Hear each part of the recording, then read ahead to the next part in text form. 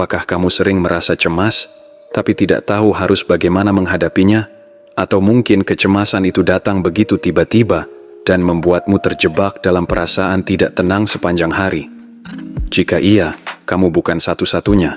Kecemasan adalah perasaan yang seringkali sulit untuk dikendalikan, namun ada banyak cara untuk mengelola dan meredakannya. Salah satunya adalah dengan menggunakan metode brainstorming. Tapi, apakah benar brainstorming bisa membantu kita mengatasi anxiety? Kita akan membahas bagaimana metode yang sering kita gunakan dalam dunia kerja atau belajar ini bisa sangat efektif untuk meredakan kecemasan yang kamu rasakan. Kita semua tahu betapa beratnya ketika kecemasan datang menyerang.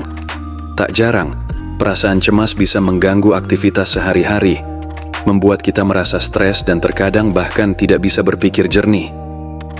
Ada berbagai cara untuk mengatasi kecemasan, mulai dari teknik relaksasi, meditasi, hingga psikoterapi. Namun, ada satu metode sederhana yang bisa kamu coba sendiri di rumah untuk membantu meredakan kecemasan, yaitu dengan menggunakan teknik brainstorming. Brainstorming membantu kita untuk merestrukturisasi cara kita melihat masalah dan membuka peluang untuk menemukan solusi yang mungkin tidak kita pikirkan sebelumnya. Kita akan bahas bagaimana cara melakukan brainstorming untuk mengatasi kecemasan dan bagaimana teknik ini bekerja untuk meredakan pikiran yang berputar-putar. Brainstorming adalah metode untuk mengumpulkan ide-ide kreatif secara bebas dan terbuka. Biasanya, kita menggunakan teknik ini ketika kita ingin mencari solusi untuk masalah yang kompleks. Dalam konteks kecemasan, kita bisa memanfaatkan brainstorming untuk memecah kecemasan menjadi potongan-potongan kecil yang lebih mudah dikelola.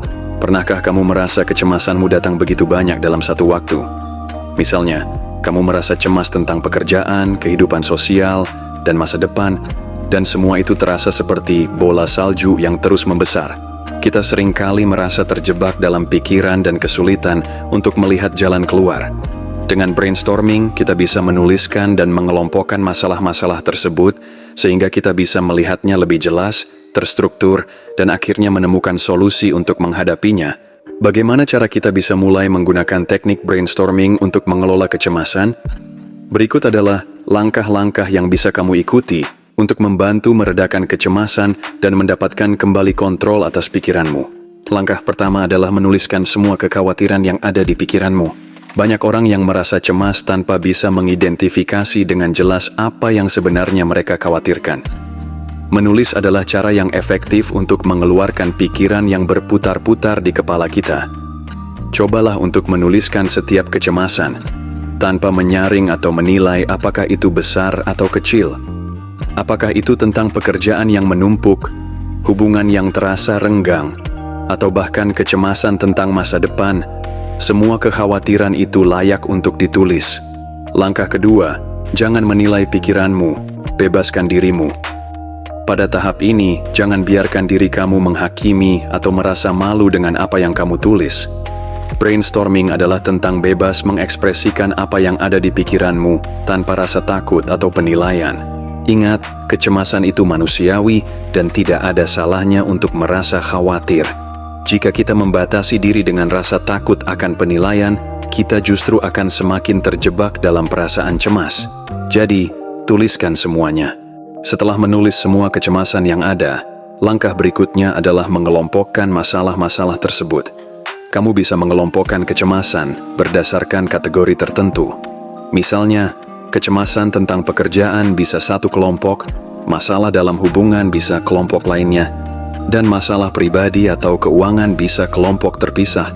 Dengan cara ini, kamu bisa mulai melihat pola dari kekhawatiranmu dan memfokuskan diri pada hal-hal yang lebih mudah diatasi terlebih dahulu. Saat kamu sudah mengelompokkan kecemasanmu, langkah selanjutnya adalah mencari solusi atau cara baru untuk menghadapi setiap kelompok kecemasan tersebut. Misalnya, jika kamu cemas tentang pekerjaan yang menumpuk, kamu bisa memecah tugas besar menjadi tugas-tugas kecil yang lebih mudah dikelola. Atau, jika kamu cemas tentang hubungan, coba pikirkan cara untuk membuka komunikasi dengan orang yang kamu pedulikan. Dengan brainstorming, kamu tidak hanya melihat masalah, tetapi juga mulai mencari jalan keluar yang lebih konstruktif. Langkah terakhir adalah implementasi. Setelah menemukan solusi atau perspektif baru, cobalah untuk mengambil satu langkah kecil setiap hari yang bisa membantu mengurangi kecemasan tersebut. Bisa jadi kamu memulai dengan hal yang paling sederhana, seperti menyusun jadwal kerja yang lebih teratur, atau menghubungi teman untuk berbicara. Aksi kecil ini akan memberi kamu rasa kontrol dan dapat membantu mengurangi perasaan cemas yang berlebihan. Kuncinya adalah pada cara kita mengorganisir dan merespons kecemasan. Pikiran cemas seringkali datang tanpa struktur yang jelas, dan ini bisa membuat kita merasa kewalahan. Dengan menuliskan dan mengelompokkan kecemasan, kita bisa memisahkan kekhawatiran yang mungkin tidak beralasan dari yang memang membutuhkan perhatian lebih. Hal ini memberi kita kontrol yang sangat penting untuk meredakan kecemasan. Dengan brainstorming, kamu tidak hanya mengidentifikasi masalah, tapi juga menemukan cara-cara baru untuk menyelesaikannya, yang akhirnya membuat perasaan cemas itu lebih mudah dikelola. Jika kamu merasa terperangkap dalam kecemasan, cobalah menggunakan metode brainstorming ini. Dengan menuliskan, mengelompokkan, dan mencari solusi, kamu bisa mengurangi kekhawatiran yang berlarut-larut dan merasa lebih tenang.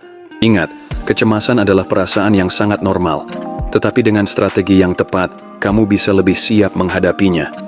Jangan biarkan kecemasan mengendalikan hidupmu. Ambil langkah kecil dan lihat bagaimana perasaanmu bisa lebih terstruktur dan terkendali. Terima kasih sudah menonton.